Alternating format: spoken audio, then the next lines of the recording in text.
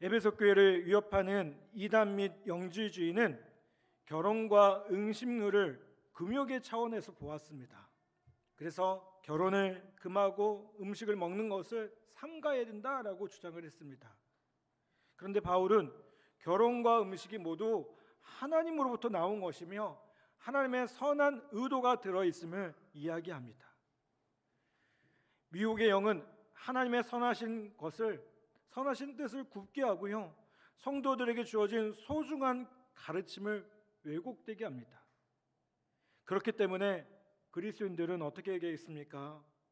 말씀 중심, 기도 중심으로 언제나 깨어 있어야 됩니다. 사도들이 7집사들을 세우면서 뭐라고 얘기합니까? 우리는 오로지 기도하는 일과 말씀 사역에 힘쓰리라 라고 말씀합니다.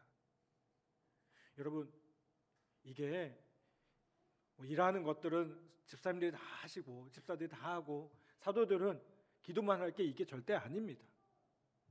이건 뭘 의미할까요? 교회 공동체를 지켜나가는 근원적인 힘이 어디 있느냐? 바로 말씀과 기도에 있다는 겁니다. 여러분, 우리가 어떤 사역을 하기에 앞서, 어떤 봉사를 하고 어떤 헌신을 하기에 앞서 기초가 되는 게 있어요. 그게 뭘까요? 우리가 말씀 가운데, 기도 가운데 그 모든 일들을 하셔야 됩니다. 아멘. 여러분, 그 모든 일들을 기도와 말씀으로 감당하는 우리 귀한 성도들 되기를 간절히 바랍니다. 바울은 신앙적 혼란 가운데 있는 디모데에게 양심에 무뎌진 거짓 교사들의 가르침을 따르지 말고 오히려 그것들을 통해서 올바른 믿음의 길이 무엇인지를 발견하고요, 훈련의 기회로 삼을 것을 권면을 합니다. 6절 말씀은 이렇게 말씀하죠. 제가 다시 한번 묵독해 보겠습니다. 내가 이것으로 형제를 깨우치면 그리스도 예수의 좋은 일꾼이 되어 믿음의 말씀과 내가 따르는 좋은 교훈으로 양육을 받으리라. 여러분, 여기서 이것으로라는 것은요, 바울이 디모데에게 하나님에 의해서 창조된 모든 것이 선하다는 것을 이해시키는 과정에서 언급된 내용들을 말합니다. 다시 말하면 믿음에서 떠나서 양심에 화인 맞은 이단 세력들의 주장 때문에 혼인과 음식물에 관한 오류에 빠진 성도들이나 혹은 그럴 가능성이 있는 사람들을 깨우친다면, 그래서 그들이 기독교의 바른 교훈을 얻게 된다면 디모데 자신이 그리스도의 좋은 일꾼이 될 것이다 라고 말을 하고 있습니다. 결과적으로 형제를 깨우치면 두 가지 축복이 있다는 것을 말씀하고 있다는 거예요. 첫 번째는 6절 뭐라고 얘기합니까? 그리스도 예수의 좋은 일꾼이 된다라고 말씀해요. 지금 우리가 갖고 있는 성경 말고요, 옛날 성경에 보면 뭐라고 합니까? 이 표현을 그리스도의 좋은 일꾼이라고 하지 않고 선한 일꾼이라고 표현을 했어요. 좋은 일꾼, 선한 일꾼이라는 것은요, 주인의 뜻을 알고 주인의 뜻을 이루고 주인의 뜻을 드러내는 사람입니다. 그렇지 않겠습니까? 그런데 나쁜 일꾼, 악한 일꾼은 어떤 사람들입니까? 주인의 뜻보다 자신의 뜻을 주장하고요, 주인의 뜻보다 자신의 뜻을 관철하려고 하고요, 주인의 뜻보다 자신의 능력을 자랑하는 사람들임을 보게 돼요. 여러분, 우리 달란트의 비유를 잘 알고 계시죠? 달란트의 비유에 어떤 사람이 나옵니까? 5달란트, 2달란트, 1달란트 받은 사람들이 나옵니다. 종들이 나옵니다. 5달란트, 2달란트 받은 종들은 어떻게 했습니까?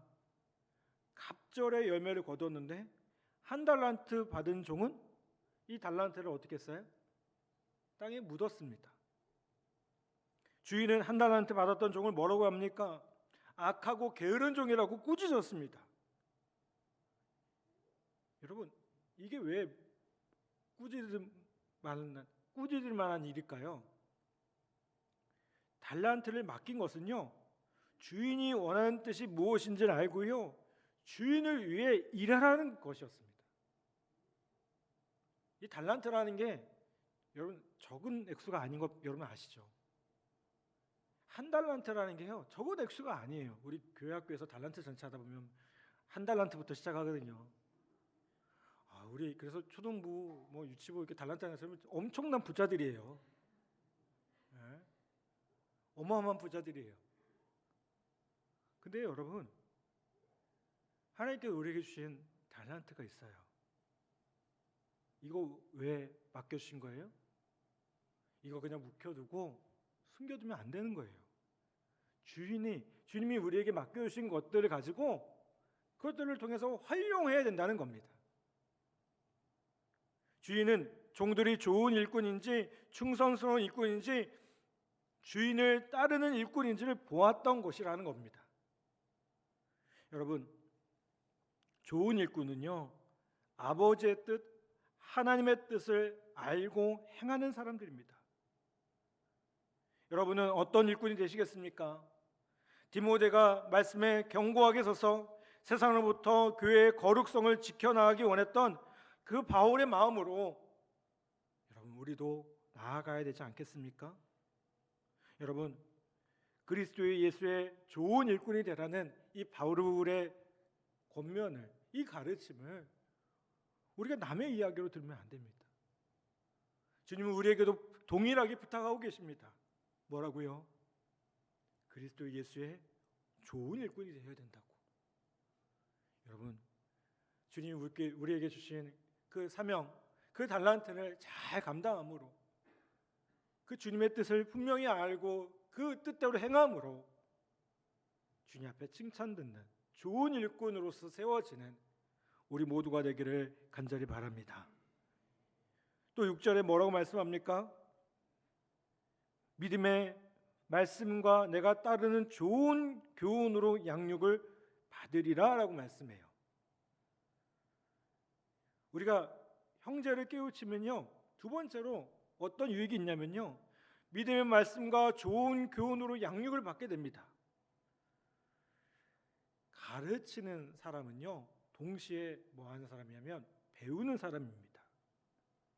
가르치는 사람은요 가르침에 머무는 것이 아니라 가르치는 동시에 그 가르침을 어떻게 될까요? 자신이 먼저 수용하고 그것대로 살고 있어야 돼요. 제가 설교하다 보면 느끼는 게 있어요. 어떤 설교를 할 때 자꾸 제 얘기를 할 때가 있어요.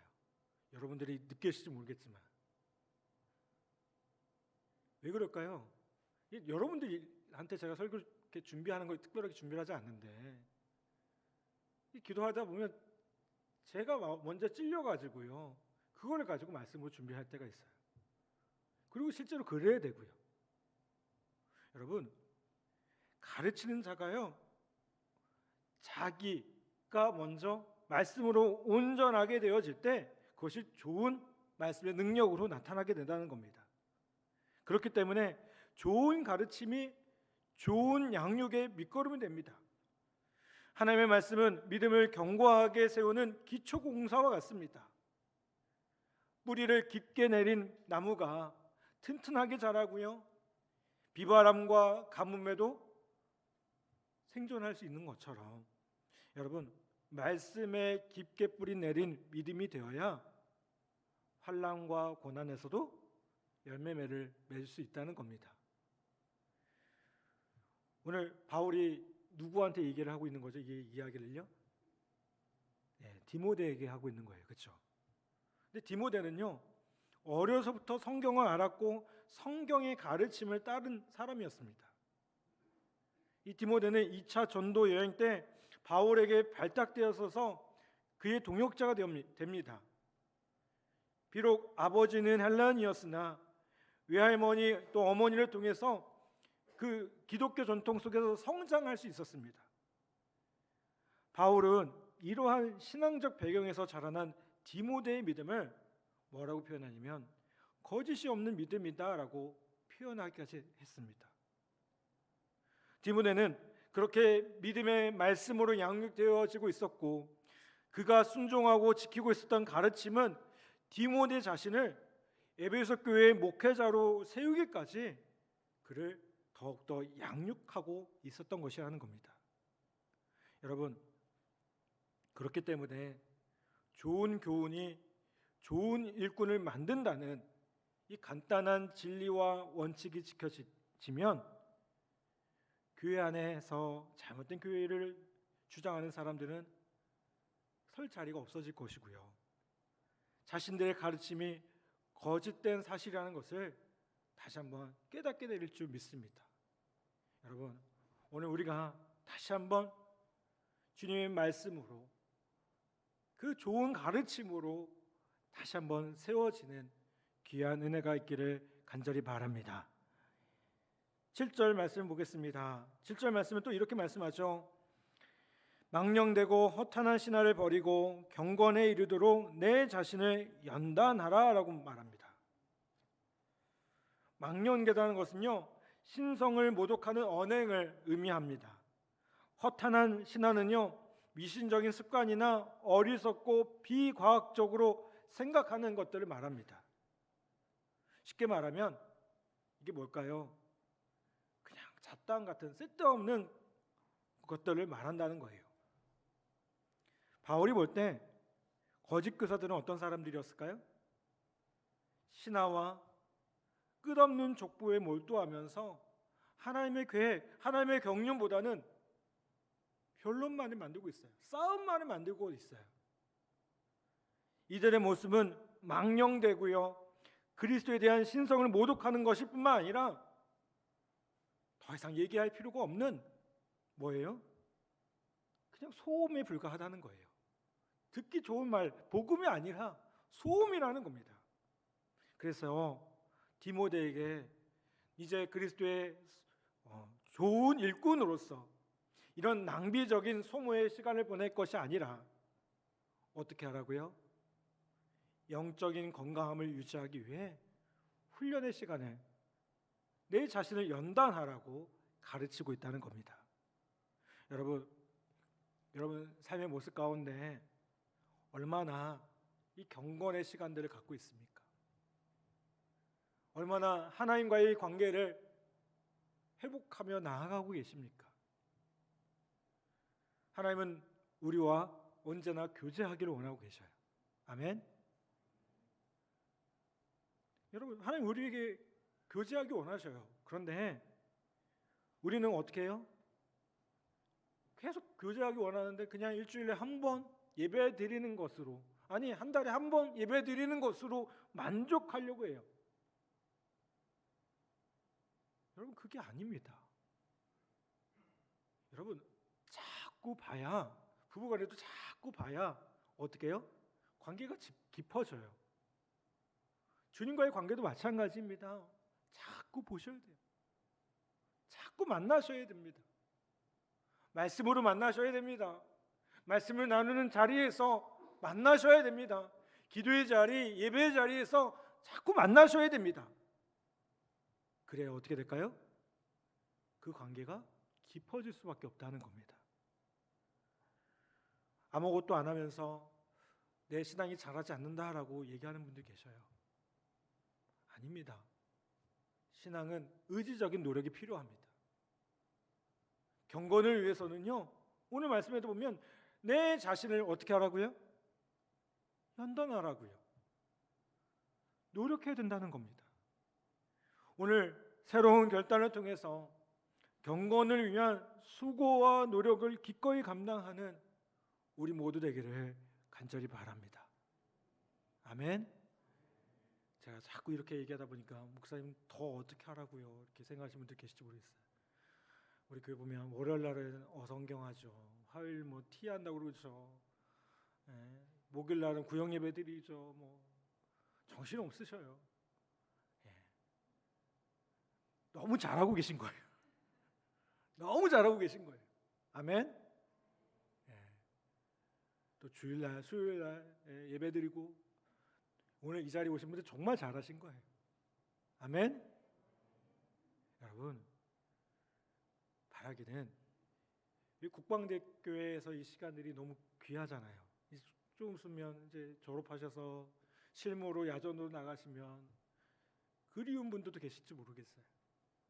여러분, 그 시간들을 보내고 있다 할지라도 또 영상으로 아마 그 몇몇 분들 참여하고 계실지도 모르겠어요. 여러분, 다시 한번 그 자리에서 하나님 말씀으로 세워지기 위해 애쓰고 수고하는, 또 몸부림치는 귀한 은혜가 있었으면 좋겠습니다. 그리고 우리 교회가 할 수 있는 한 떨어져 있어도 우리 파송 선교사라는 제도가 뭡니까? 그분들을 지원하고 돕겠다는 거 아니겠습니까? 그런 역할들을 잘 감당하는 우리 교회가 되어야 될 줄 믿습니다. 여러분, 왜 이렇게 합니까? 8절에 보니 이렇게 얘기해요. 유익의 육체의 연단은 잠깐의 약간의 유익이 있으나 경건은 범사에 유익하니 금생과 내생의 약속이 있느니라. 한번 이 말씀 한번 따라서 보겠습니다. 육체의 연단은 약간의 유익이 있으나 경건은 범사에 유익하니 금생과 내생에 약속이 있느니라. 아멘. 여러분, 육체의 연단도 약간의 유익이 있어요. 여러분, 건강을 위해서 운동하시잖아요. 그것도 약간의 유익은 있어요. 그런데 경건은 어떻다고요? 범사에 유익합니다. 모든 것에 유익하다는 거예요. 경건은요, 범사에 유익하고 지금의 삶과 앞으로의 삶에 놀라운 약속이 있다라고 사도 바울은 강조하고 있습니다. 여러분, 우리가 신앙생활 하는 것이 이렇게 유익한 겁니다. 우리가 말씀 앞에 서는 것, 기도하는 것, 하나님 말씀대로 살아가는 것이 이렇게 중요한 겁니다. 내가 지금 당장 어렵고 힘들다, 해야 할 일이 많다, 여러분 그것만 생각하지 마시고, 우리가 다 어떤 사람들이에요? 하나님 백성 아니겠습니까? 아멘. 하나님 백성답게 여러분, 이렇게 많은 유익을 주는 경건을 위해서 연단하고 수고하는 우리 모두가 되기를 간절히 바랍니다.